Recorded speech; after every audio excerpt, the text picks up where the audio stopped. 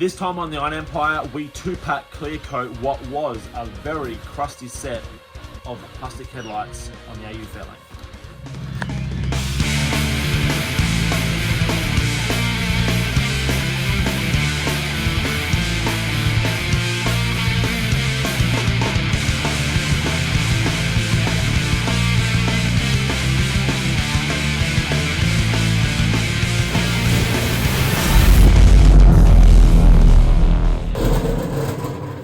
Here we are, nice cold winter's night. We're in the shed once again working on Andrea's AU Fairlane.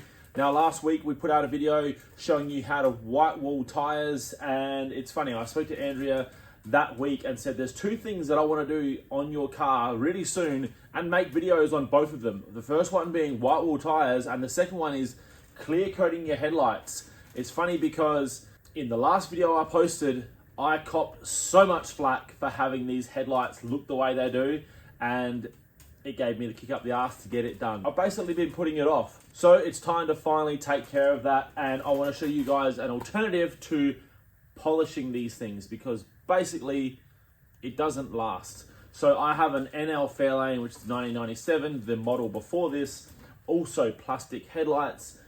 This is the downfall to when they started switching to plastics. They just simply don't last. So those headlights on that car were every bit as bad as these.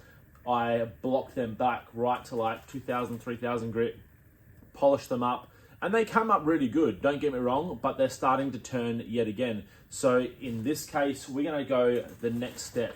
We're not polishing, we are gonna buzz these things back and clear coat them. I wanna show you guys how you can do it at home and get the best result for your headlights and make them look good, well, hopefully for another, how old are we?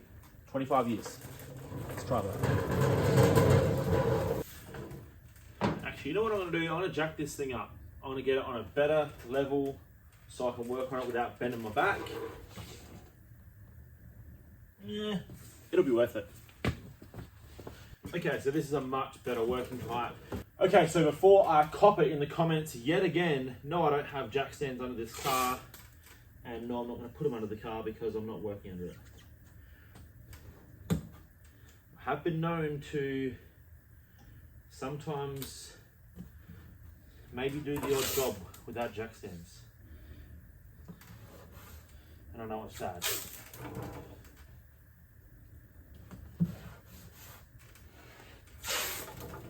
Okay, so how far you want to go with this comes down to the level of fussiness. I'm not pulling these headlights out, it is overkill. I'm gonna tape them up the best I can and we'll get a good result.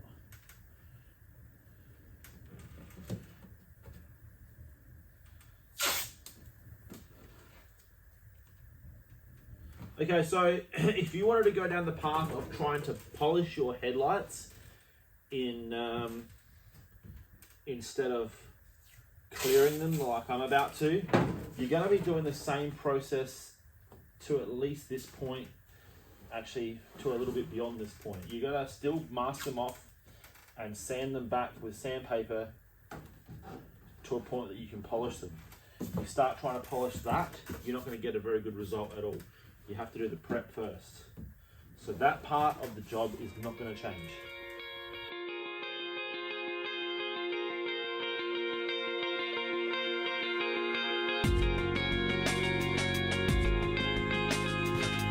Okay, so this next part, masking up with actual paper, you might want to leave till after if you're choosing to wet rub.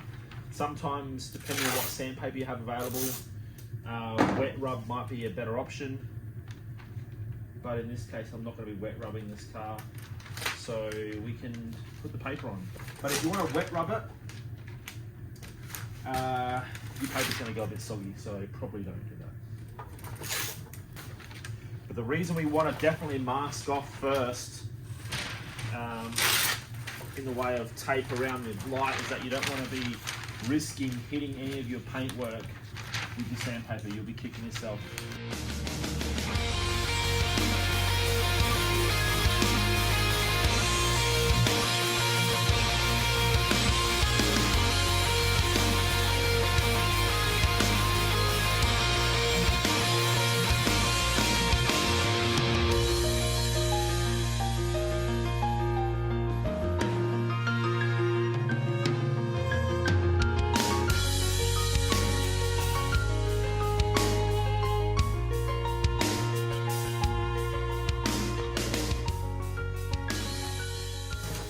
Okay, so it's at this point when you're doing your masking, you want to kind of be, it's good practice to try and basically tape up any of the folds you end up with, like any creases. You want to take all the slack out of your taping, out of your mask, and you want to tape all those seams. You don't want any pockets where air can get stuck in. So if you're blowing if you're sort of spraying, you don't want any chances for your product and air to get under the paper and possibly come undone or flat back or land on a wet bit. Also, you want to, don't cut your corners, make sure you've taped it all back as much as you can. I'm now going to put a drop sheet on this half of the car. You want to just try and reduce the amount of areas that this paper can come loose. So it only takes a gust of wind, you open a door and it's windy, and then you've got paper landing in your fresh paint, and it just ruins the job. I've been there too many times. Now, the reason I don't use plastic, which is often what most spray painters will use, is that most of the time I'm doing little blow-in sections like this. I'm actually outside. I don't do much painting inside because it dutches the shed out. And when you're trying to use plastic in outdoor environment, you're just fighting the elements. So I tend to do my little masking areas up like this, a couple of drop sheets, and then you're good to go. So now we're gonna sand this back. I'm gonna sort of work out what paper grits I'm gonna use as I go to see how it reacts, and then we'll get it ready to paint some clear.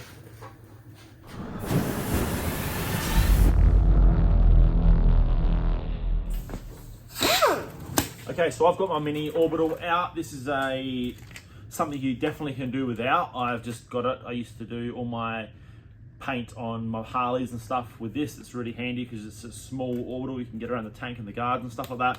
I'm gonna have a crack with this, but the size of what we got going on here, honestly, you could just do this by hand. I'm gonna start with some 600. I don't have any small ones, so I've sacrificed a big 6-inch pad, and I've cut it down to a 3-inch. And I'm gonna see how this reacts, and then we can work our way down the grits from there. 800,000 grit. Don't know, we'll see where we end up.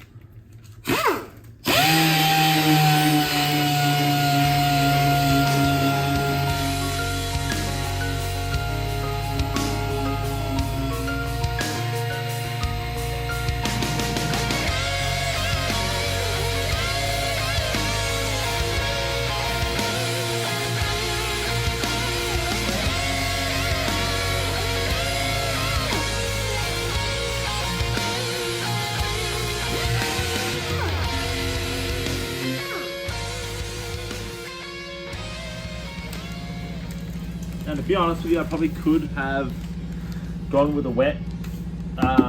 If you use your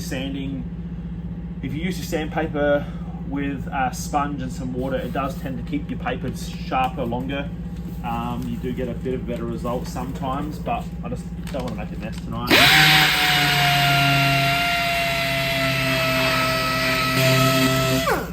And remember, that masking tape we first put on, that first layer, right around the edge, is your sacrificial paper. That is there to protect all your paint and your rubbers and stuff like that. So it doesn't matter if you hit that, you're likely going to have to give it a retape afterwards, but you want to keep an eye on it. You don't want to be sanding through that and then hitting your body panels. Okay, so an option if you don't have an orbital sander is just literally sandpaper by hand. So your next option, if you don't have a Winnie! Now your option, if you don't have an orbital sander, is literally just sanding by hand.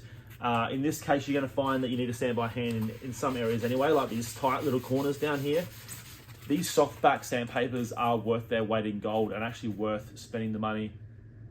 This is a fine grit, which is about 600, which is what I had on the orbital anyway. You can get these from automotive paint suppliers. The good thing about these is that they've got sandpaper on both sides, so it does make it a lot easier to grip. You just have to, they just grip to your hand, as easy as that.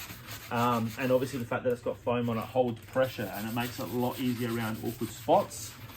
This is one of those things where it's gonna look worse before it looks better. He's gonna have to get through that top layer of plastic that's really quite broken down from the sun. You'll start to see it look pretty uniform. You know you're on the right path. All right, so that's the 600 done. You can see the light's really quite uniform now. It's got a nice satin finish. We're gonna clean that up.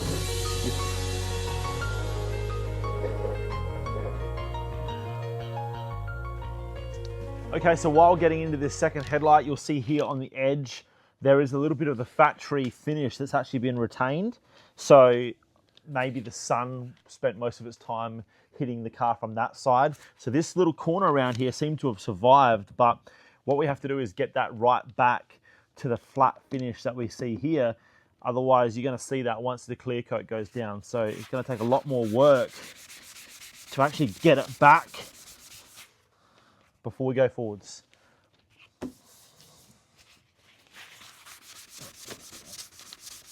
I'm actually finding better success with these soft pads. It sort of flows with the headlight a bit nicer. If I had my time again, I would have got a couple more grits down to a super fine, which would have finished this off nicely. Okay, so this video does come with a disclaimer. We are all ready to go, and I have ended up finishing these headlights in an 800 grit. Now, like any paint, the sandpaper you choose is critical to the finish of the paint job you're gonna get. Generally speaking, the coarser the sandpaper, the more chance of the product bonding, but also the more chance of it looking like shit. So you have to have a happy medium. Generally speaking, with a car like this, using a base coat and then a clear coat, you usually finish in around a 600 grit sandpaper. If you're using a solid color, generally speaking, you could finish on maybe a 400 grit. With the headlights, because they're clear, we cannot hide from anything. You're gonna see all of those sanding marks. So if you go too coarse, you're not gonna get a very good result. But if you go too fine, the likelihood of the clear coat peeling back off of these headlights in the next few years is probably pretty high, even when we use a plastic primer, which I'm going to use. So I've ended up finishing with an 800 grit, which I think is a happy medium between having a nice clear enough finish that we can get, but also enough coarseness that we can bite into that plastic. Anyway, enough talking. Let's get some plastic primer on this thing and clear them. All right, now here we are. We've got some plastic primer. You can get this in a rattle pack at most auto stores, or if you go to a paint supply place, you can get plastic primer to go in your gun like I'm using. Now I haven't cleaned my gun out, so I might do that. Otherwise, I'm gonna paint these things black. So I'm actually really bad at cleaning my gun out. I need to get one of those disposable cups. Oh, so lazy. And it's probably gonna bite me in this job.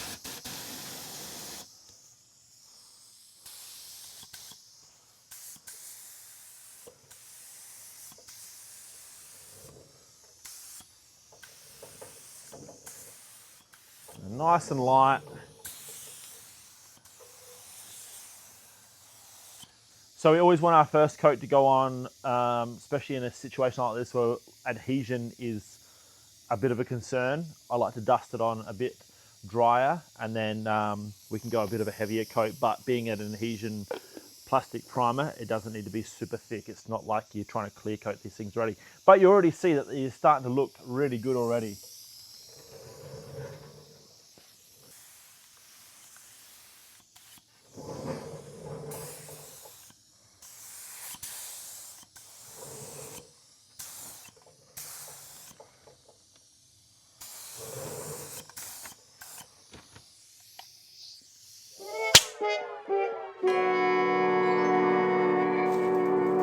Okay, so last night I actually had some issues with this headlight only. The other side was fine. Once I laid down that plastic primer, I found this side wanted to really crack, and it's all almost like broken up, dried earth, and it was just absolutely ruined. So I ended up pulling the pin late last night and sanding it all back this morning again, which was a bigger job than the first time. I've reapplied the primer super light, and it's done it again, but not as bad. So I'm just gonna keep going because I could go forever. I don't know why this headlight is reacting differently than that one. I went on such a light dust coat so it wasn't really biting into that plastic, but I don't know what happened. That one seems to be fine. So anyway, I've got my mask now. I've got some 2-pack paint mixed up. We're going to lay some clear down and hopefully they look better than they do right now.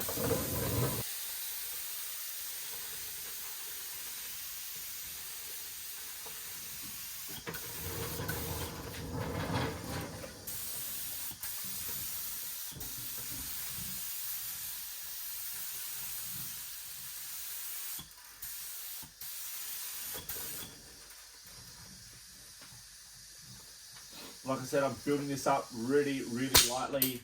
I don't want to sort of saturate this and have an issue again. So I'm going to build up for a couple of layers and then we'll try and get the last couple of coats down nice and smooth to get a nice finish. But we want to leave it probably a good 15, 20 minutes between each coat. You always want to check next to the area that you're painting to see how it's drying off to tell when to go again. This is a point where you don't want to skimp out. Now you can do this with a rattle pack, but I'd suggest definitely running a 2-pack rattle pack can, and don't buy the cheapest one you can find. You want to get a quality clear that has some good UV protection in there, otherwise you're just going to be finding the same problem in a few years.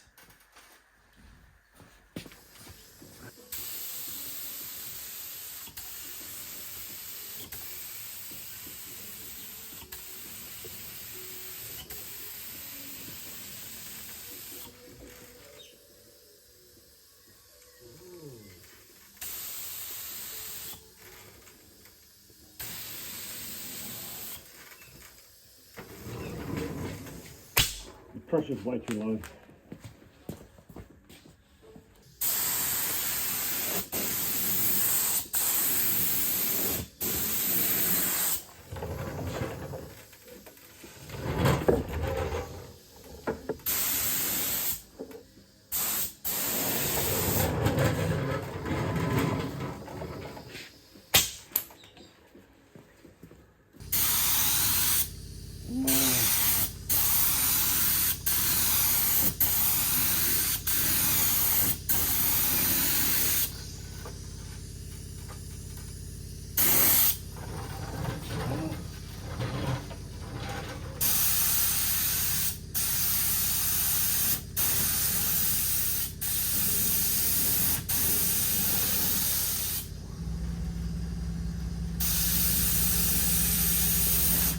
Right out. Serious?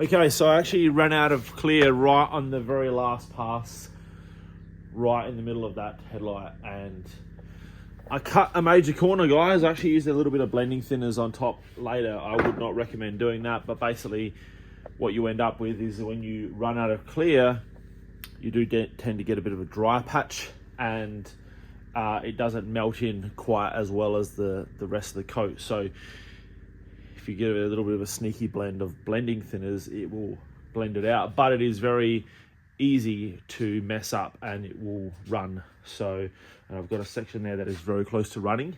It hasn't yet, but it's close. Also, this headlight over here ended up really motley. I had the pressure way too low on the gun, and then this side I ran out of clear. So probably one of the worst jobs I could have done, but overall it is looking way better than before. So let's get this time to flash off. We'll unmask it and get it outside and see what it looks like.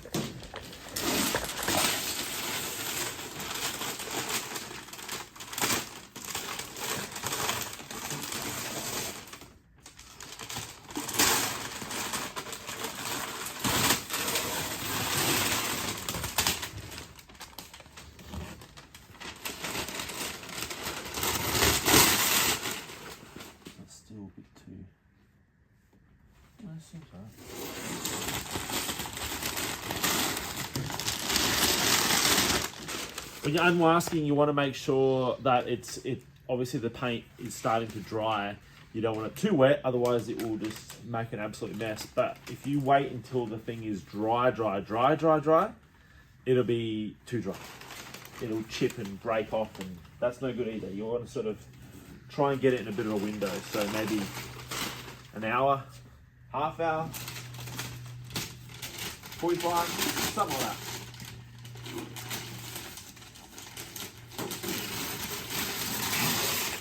You'll be able to tell when you start moving some of the paper from further away from the subject, you'll start to see how it reacts. If it starts coming off and you see the paint starts to sort of string away, it's definitely too early. You want to hold up.